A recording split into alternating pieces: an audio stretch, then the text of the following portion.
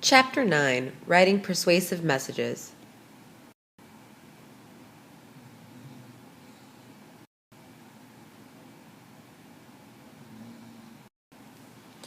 Whether you're convincing your boss to open a new office in Europe or encouraging potential customers to try your products, you'll use many of the same techniques of persuasion, the attempt to change an audience's attitudes, beliefs, or actions.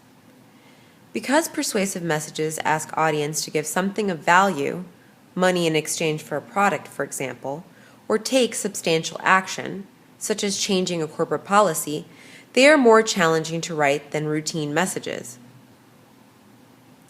Successful professionals understand that persuasion is not about trickery or getting people to act against their own interests.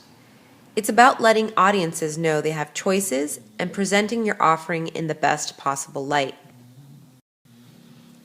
In today's information-saturated business environment, having a great idea or great product is no longer enough. Every day, untold numbers of good ideas go unnoticed and good products go unsold simply because the messages meant to promote them aren't compelling enough to be heard above the competitive noise. Creating successful persuasive messages in these challenging situations demands careful attention to all four tasks in the planning step, starting with an insightful analysis of your purpose and your audience.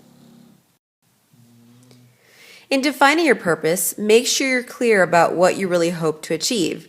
The best persuasive messages are closely connected to your audience's desires and interests.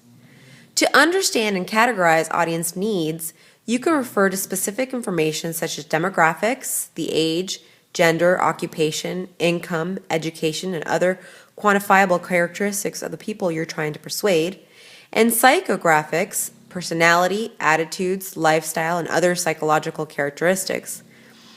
When analyzing your audience, take into account their cultural expectations and practices so that you don't undermine your persuasive message by using an inappropriate appeal or by organizing your message in a way that seems unfamiliar or uncomfortable to your readers.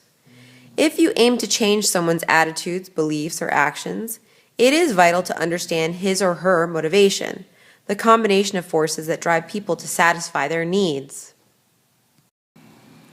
Once your situation analysis is complete, you need to gather the information necessary to create a compelling, persuasive message. Media choices are always important, of course, but these decisions are particularly sensitive with persuasive messages because such messages are often unexpected or even unwelcome. For instance, some people don't mind promotional email messages for products they're interested in.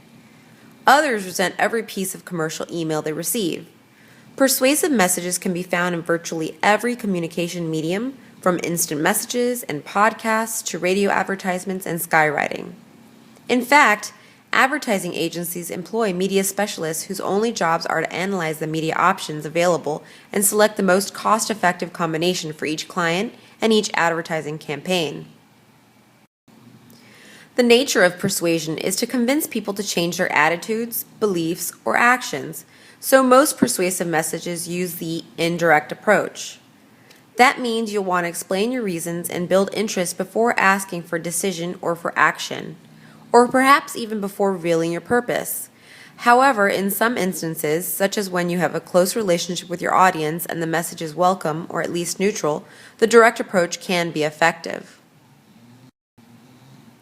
Encourage a positive response to your persuasive messages by using positive and polite language, understanding and respecting cultural differences, being sensitive to organizational cultures, and taking steps to establish your credibility. The pros know from experience that details can make or break a persuasive message, so they're careful not to skimp on this part of the writing process. When you evaluate your content, try to judge your argument objectively and try not to overestimate your credibility. When revising for clarity and conciseness, carefully match the purpose and organization to audience needs. If possible, ask an experienced colleague who knows your audience well to review your draft. Your design elements must complement, not detract from your argument. In addition, meticulous proofreading will identify any mechanical or spelling errors that would weaken your persuasive potential. Finally, make sure your distribution methods fit your audience's expectations as well as your purpose. Your success as a business person is closely tied to your ability to encourage others to accept new ideas, change old habits, or act on your recommendations. Unless your career takes you into marketing and sales, most of your persuasive messages will consist of persuasive business messages, which are those designed to elicit a preferred response in a non-sales situation. Within the context of the three-step process, effective persuasion involves four essential strategies: framing your arguments, balancing emotional and logical appeals, reinforcing your position, and anticipating objections. Many persuasive messages follow some variation of the indirect approach. One of the most commonly used variations is called the AIDA model, which organizes your message into four phases. First, attention. Second, interest. Third, desire. 4, action. Few persuasive appeals are purely logical or purely emotional, and a key skill is finding the right balance for each message. An emotional appeal calls on feelings or audience sympathies. For instance, you can make use of the emotion inspired by words such as freedom, success, prestige, compassion, free, and comfort. Such words put your audience in a certain frame of mind and help people accept your message. Many marketing and sales messages rely heavily on emotional appeals, but most persuasive business messages rely more on logic. And even if your audience reaches a conclusion based on emotions, they'll look to you to provide logical support as well.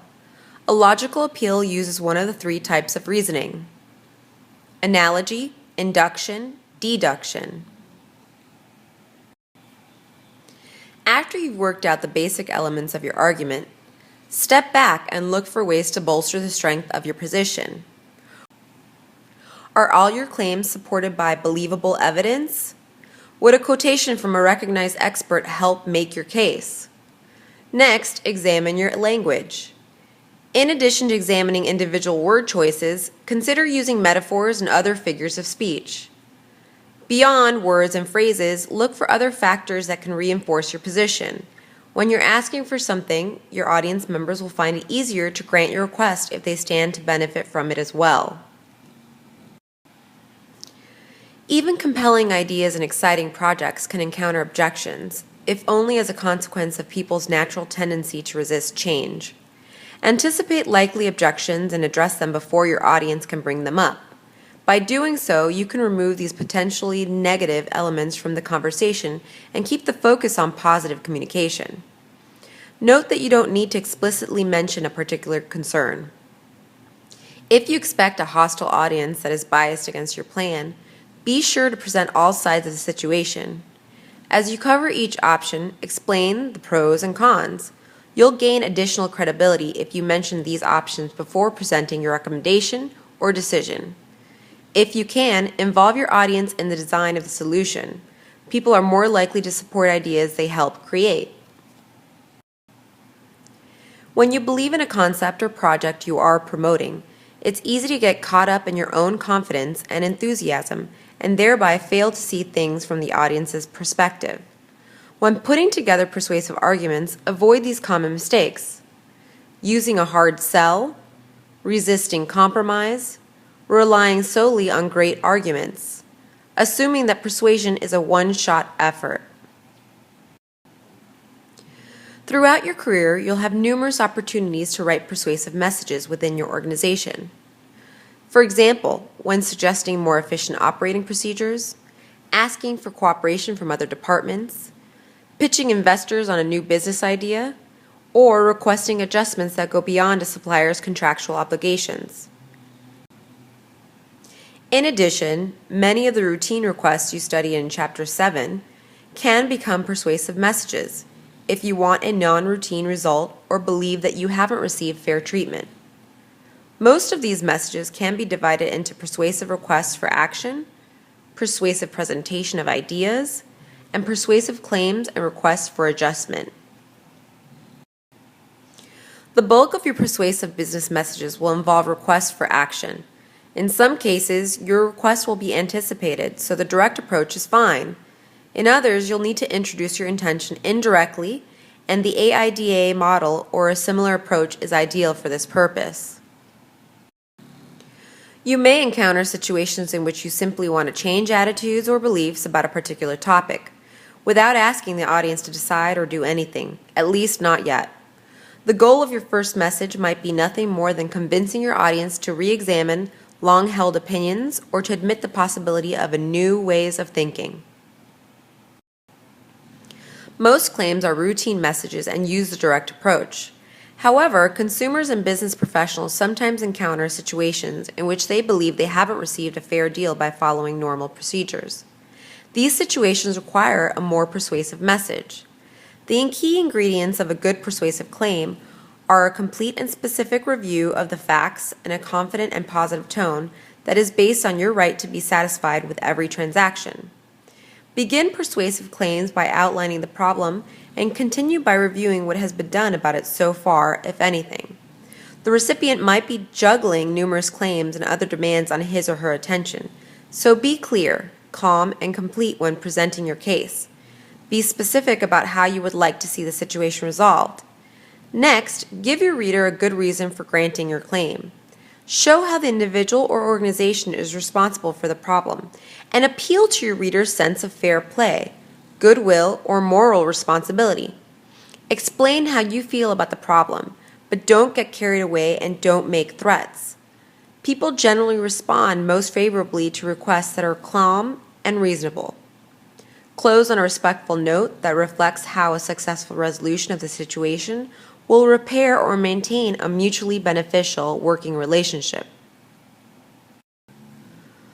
Marketing and sales messages use the same basic techniques as other persuasive messages, with the added emphasis of encouraging someone to participate in a commercial transaction. Although the terms marketing message and sales message are often used interchangeably, there is an important difference. Marketing messages usher potential buyers through the purchase process without asking them to make an immediate decision. Sales messages take over at that point, encouraging potential buyers to make a purchase decision then and there. Marketing messages focus on such tasks as introducing new brands to the public and encouraging customers to visit websites for more information. Whereas sales messages makes an explicit request for people to buy a specific product or service. Everything you've learned about planning messages applies in general to marketing and sales messages, but the planning steps for these messages have some particular aspects to consider as well. First, assessing your audience needs. Second, analyzing your competition.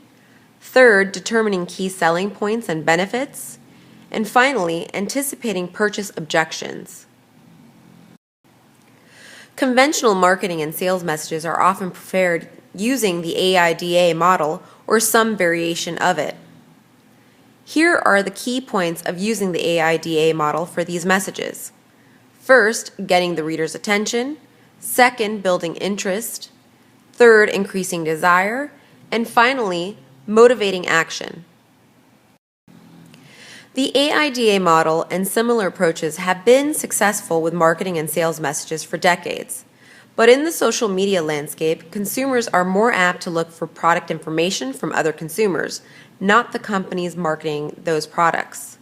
Consequently, your emphasis should shift to encouraging and participating in online conversations. Follow these guidelines. First, facilitate community building. Second, listen at least as much as you talk. Third, initiate and respond to conversations within the community. Fourth, provide information people want. Fifth, identify and support your champions. Sixth, be real. And finally, integrate conventional marketing and sales strategies at the right time and in the right places. The word persuasion has negative connotations for some people, especially in a marketing or sales context. However, effective business people view persuasion as a positive force, a way to align their own interests with what is best for their audiences. They influence audience members by providing information and aiding understanding, which allows audiences the freedom to choose. As marketing and selling grow increasingly complex, so do the legal ramifications of marketing and sales messages. In the United States, the Federal Trade Commission and other federal, state, and local authorities can penalize advertisers that violate standards for truthful advertising and other regulations. All marketers need to understand these basic legal aspects of promotional communication. Marketing and sales messages must be truthful and non-deceptive. You must back up your claims with evidence. Bait and switch advertising is illegal. Marketing messages and websites aimed at children are subject to special rules. Marketing and sales messages are considered binding contracts in many states. And finally, in most cases, you can't use a person's name, photograph, or other identity without permission.